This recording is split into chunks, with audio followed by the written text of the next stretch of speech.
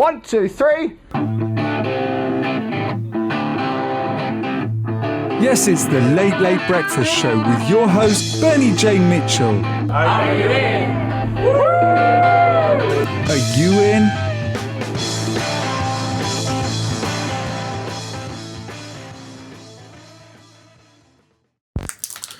So, I thought, I know you're opening your chocolate bar, but we're now, you've often asked me what podcasting's like, and it's like this.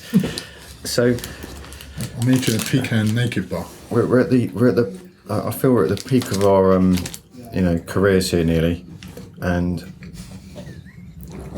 we're going to make a video this afternoon. And what don't you want it to be? And also, while you're answering that, bear in mind I'm going to publish this, so it's sort of like I felt.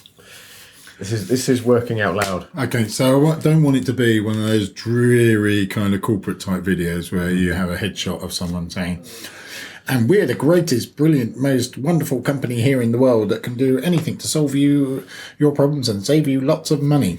Mm-hmm. And equally, I don't want it to be one of these dreary kind of things either. So it's got to be more power to the people. Power to the people. We accidentally both turned up wearing I've got shirts with fists on today. People being handcuffed, and that's another story. Well, actually, should say it's a Doug Shaw t-shirt. Which yes, what goes around comes around. World tour. And mine's from Sweden. It's from a group of designers and startup people things in Sweden who are make t-shirts with fists on saying Designers Unite. But back to this.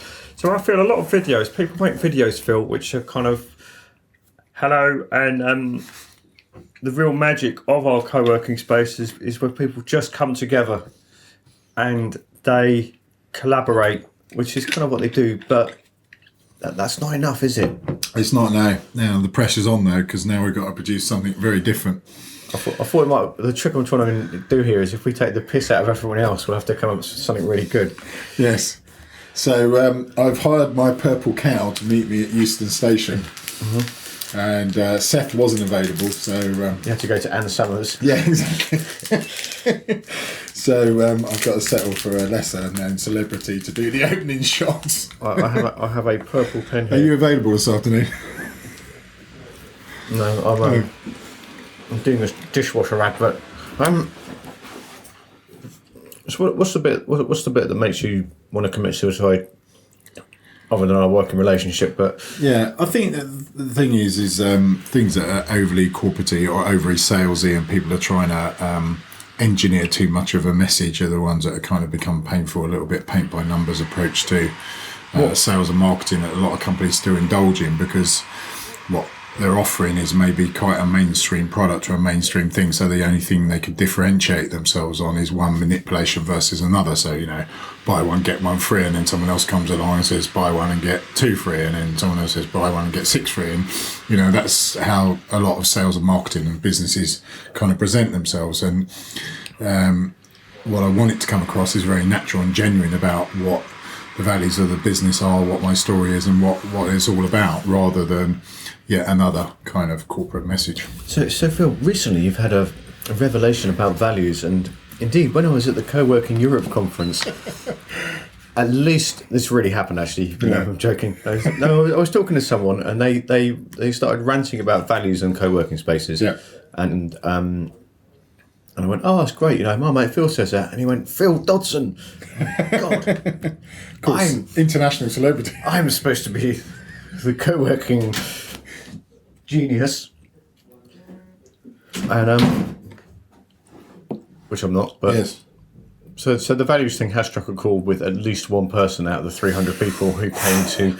Well, my massive daily audience for my blog, obviously, the thousands that read that are obviously now getting the message. But no, I think I think values is important in everything that we do.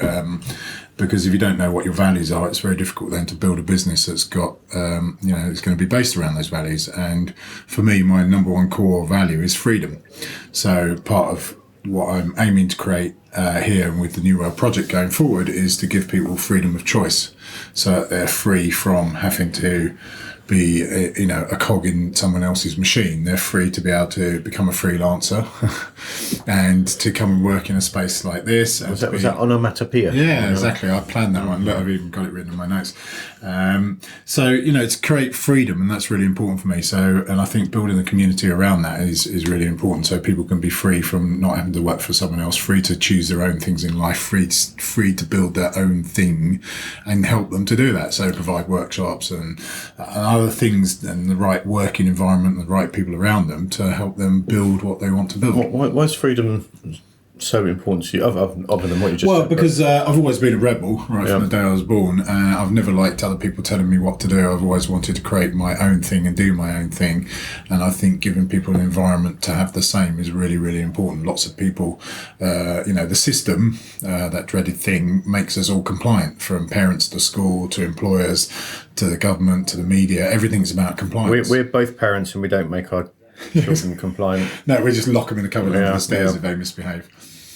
It's about giving people freedom of choice, because life is a series of choices, and unfortunately for the vast majority of people, that they're just cogs in the machine. And I'm not criticising that, because I've been there as well. And it's about giving people the opportunity to be able to become free from that and free from that. I'm going to shout something out now, which if you disagree with, I can eat my naked part. Obviously that'll be awkward. But so coming to work hubs, co-working space, and being free is not necessarily, being an artist and slapping paint on the walls and walking around with a fig leaf. You could be doing something that involves, like a lot of business that involves typing stuff into a computer and spreadsheety things, or programming or writing. It's freedom. What I mean by freedom is freedom to create your own stuff, because unless we kind of get to that point where we feel comfortable in an environment where we can be able to create our best stuff, we're never going to create our best stuff working for somebody else. We're never going to create our best stuff sat at home with no external kind of influences. The life for a lot of freelancers is working from home, or maybe even from a coffee shop, but certainly working from home. The vast majority work from home. And whilst there's nothing wrong with home working, what you miss out on is then the human interaction, those kind of friction points that we talked about before, where you bump into someone, you have a chat, you get an idea, and those kind of things. And that starts to create much more freedom for people, because then they feel more confident in creating their very best stuff. Where if they're stuck at home, they're not free, they're really stuck in their own environment and not really creating that freedom for themselves. I think there's a difference between being stuck at home, like choosing to work at home because it's just really convenient for picking up the kids and you can cook all day, and then there's I think I'm going to work from home, which I've done. I'm going to work from home to save money, and you end up going fucking mad because you don't talk to anyone all day, and I think it affects your, not just your productivity, but your no, it's not even I think. I know for sure from first-hand experience. Affects my productivity. Yeah. PlayStation goes. My high scores go up quite a lot on a lot of my PlayStation games. But so there's a sense of achievement there. But it's not really something meaningful. But I think it's the freedom as well, because you see, by having a co-working space, you've got the freedom to say, do you know what, Monday, I'll go in the morning early, get a load of work done, and then I'll still go and pick my kids up from school. I'll still kind of, go and chill out in the park or meet with someone for lunch, and it doesn't really matter if I don't get back to work. And then Tuesday, you might choose to have a day at home. Fridays now, I work from home because it's a day for me to kind of have a little bit of a break from the community. Is that when you play golf and... Yeah, that's right. That's when you see all the pictures on Instagram of me cooking lunch and stuff and not doing much. So I think it's giving people the freedom. We're stuck in this rigid world of Monday to Friday, 9 to 5:30, or very often 7:30 to 7:30 working for somebody else. And I don't think that gives people freedom to then live the lives they want to. So I think part of what co-working does is it enables people to live a different life, to live differently, work differently, and whatever. And that's what's think differently, live differently, work differently. That's the thing we've got to do. Is that the riff? Yeah, I think that's the thing. We live in a very homogenised world where everything has become very standardised, very boring, very bland. And that's what I said. It can only be then. There's so much choice, but it's all the same. Yeah, so you can only ship more of it and sell more of it if you keep manipulating, and that's what sales and marketing and business, that's what the business gurus tell you is, it's all about growing a big business and selling lots of stuff. And you can only sell lots of stuff by manipulations. If you build something meaningful, something truly individual, different. It takes a lot longer, but it's far more fulfilling, far more rewarding, and it's something you can leave behind then as a legacy when you're gone. Otherwise, what do we leave behind? A pile of pay slips and a load of stuff we bought that ended up in a skip or a landfill. What do we leave behind? Nothing. There's an album called that. Is there? Yeah, me too. So what? This makes sense to me because I've You've abandoned corporate shit. And I've been instrumental in the growth of work. Well, you created co-working, of course. Back when I created co-working in the late 90s. Just after you did the internet, yeah. What was So what are you finding hard about? Not just working with me, but what are you finding hard about making that community, like what you talk about, translating it into a workspace? Because there's only a regrettably small percentage of the population will agree with what you say. But yes. How do you foster that community? How are you fostering that community? Well, that's the challenging thing. Firstly, one of my challenges is actually taking the ideas and the talking into actual doing. So that's been the number one challenge. But now I'm actually into the doing part of my life finally, at the age of 49.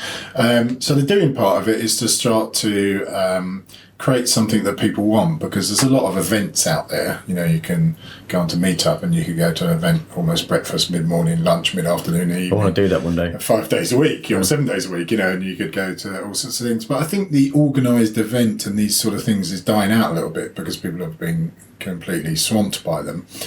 And I think it's now about giving something useful and meaningful. So what we're looking at doing here, for example, is creating some workshops. Again, not just your standard run-of-the-mill, bog-standard workshops on, paint-by-numbers approach on how to get people into your sales funnel, manipulate them and dry them out of every last drop of money and then find another one, because those are a bit boring and you can get a million books on those. So we're looking to create different workshops. So, for example, I've done a workshop with Echo on pitching and presentation, which was completely different because it didn't once mention sales in the whole workshop, which was a bit of a shock for some people. But the vast majority found it refreshingly different and interesting because it talked about people's values, why they do something, thinking about being different, constructing a story, and really challenging people to create something meaningful and unique rather than just another bland, death by PowerPoint presentation. So that's the first step, is to start creating some workshops. I mean, we started to create some different blogs and newsletters and things like that to try and foster that. It's about working with freelance organisations and other organisations like WeShare and Kindred and Echo, and partnering with people to try and bring that community to life. And that's the challenge, is to find what people really want in terms of something meaningful and useful, rather than let's get to have some drinks and a pizza, because that's what we do in co-working spaces. That's what we think we do in co-working spaces. What did you learn from Co-Pass and Fortune Insurer? Are there any nuggets you can share? Yeah, so I learnt surfing probably isn't for me. Yeah, I did that too. Although I will have another bash at it, but I did find it a little frustrating. I did a really cool, I sort of blagged myself onto the photography course with Stefano. I was mainly his assistant, like putting his tripod up and carrying his bags. Wow. But it was an honour. But I think what I learned from the Co-Pass thing, which I blogged about while I was there, is co-working isn't actually a physical space. Co-working is about the people. So, we were in Fuerteventura. At one point we were travelling around the island, but we were still co-working because we were talking about stuff and collaborating about stuff and working together on things. And I think that's the thing, is you need to, a bit like Alex Hillman's done with Indie Hall, is create a strong enough community of people virtually, so the physical space doesn't really then matter, because he could close Indie Hall tomorrow and open up in another building, and that's what he's going to have to do. Well, it's what he is doing actually, of course. But and I think that I'm kind of halfway there with that here, and I want to get 100% of the way there with that, is to make the community so strong that it's got legs, it continues forever, because co-working is split into two types of things. You've got certain co-working spaces now where it's all very nice and glitzy and fashionable and trendy and whatever, but it's really just a real estate product and it's being sold that way. We've got a desk for $600 and it's kind of, it's just about selling or it's satisfying a real estate need. Yeah. The co-working I'm interested in is about people in the community and building something around shared values and things like that, not about building a sort of desk factory. Going back to when you started here, which was 3 years ago? Yeah, nearly 3 years. What is there anything in terms of building the community when you look back, you go, God, I can't believe I didn't do that earlier? I think it's what we're looking to do now is to actually start to build meaningful events that add value to people's day-to-day lives. So imparting knowledge from other experts and other people who have been through similar journeys. So helping them, like the mastermind group, the workshops, things that are genuinely really going to help other people's lives and businesses and to help them to grow themselves and their business is something that I would have started much sooner. But again, you have to learn the journey. I started this off almost as it was a real estate thing because that was my background, was commercial real estate, although I've never been that sort of typical pinstriped commercial property guy. More like grey flannel. Yeah, exactly. We wanted to be more. Yeah, so I think the lesson to learn, and most co-working spaces I think would have gone through that, is they opened a physical space thinking co-working was a good idea, realised there was bills to pay, so we better fill it up, and it kind of got filled with a mixture of different people. But I think if you're clear from the outset what your values are, what you stand for, why you're different, what you're going to add to those people, more than just a physical desk, because you can get a physical desk obviously in Starbucks or at home, it is the way forward. But that takes time, and that's the thing I think that's missing in life is this instant gratification culture where everything has to be now has been kind of stamped onto our heads, and everyone wants to be a millionaire tomorrow, and if they don't, well, pivot and do something else. Well, the best businesses or the most enjoyable businesses, rewarding businesses, are the ones that take time. And where people have got patience to learn and patience to build. Like light bulbs. Yeah. And cars. And aeroplanes. Yeah, I mean, if you look at any successful person, and that's not just financial success, it's more success in terms of building something rewarding. It's all been about patience and sticking to their why, sticking to the, Simon Sinek talks about, if you work out why you do what you do and stick to it, you've got a better chance of building something more sustainable, interesting and rewarding. So, how's your target market? Did you have a target market when you opened it? Was it like anyone with a pulse? No, it wasn't quite like that. I think we were, when I started, it was always to aim at independents and freelancers and startup businesses and stuff. But and I never wanted to be like another kind of techie type hub, because there's plenty of those around and they're very well served. So I wanted to make it open to all. You didn't have to have an Apple Mac to get in. And if I'd known that, I would have stuck with a Chromebook. So I never set out that way, but I think now, again, 2.5, 3 years on nearly, I've got a much clearer picture of the ideal kind of member. Who's your ideal client now? So the ideal kind of who's person, your buyer persona? Yeah. Yes, so my perfect customer. There isn't one of those.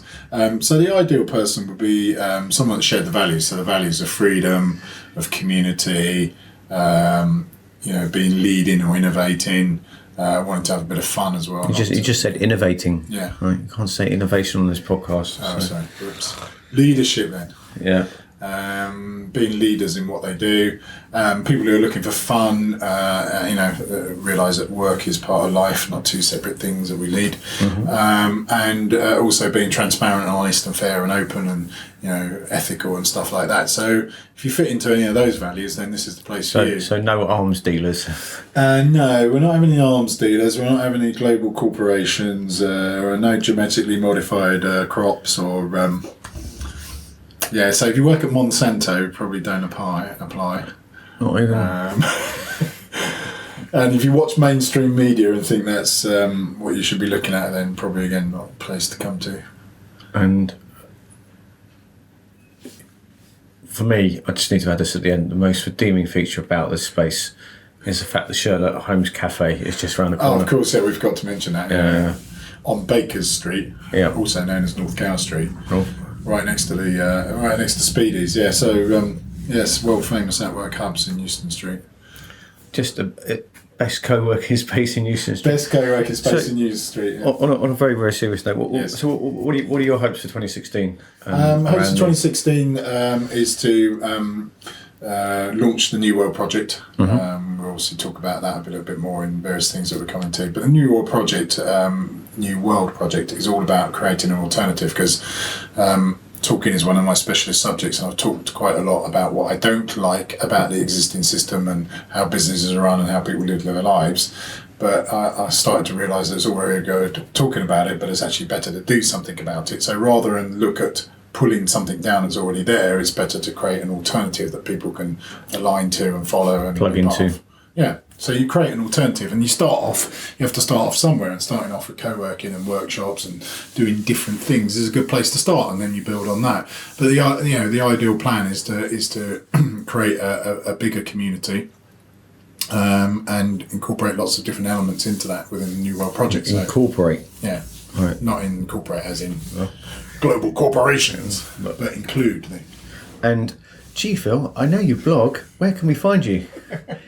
So my blog site is philipdodson.wordpress.com, because I'm too lazy we to need buy to sort that out. Too lazy to buy the full domain and sort out a new. I thought you had the full domain. You just haven't. Yes, I do actually have that. Yeah, but it's on the list of things to do.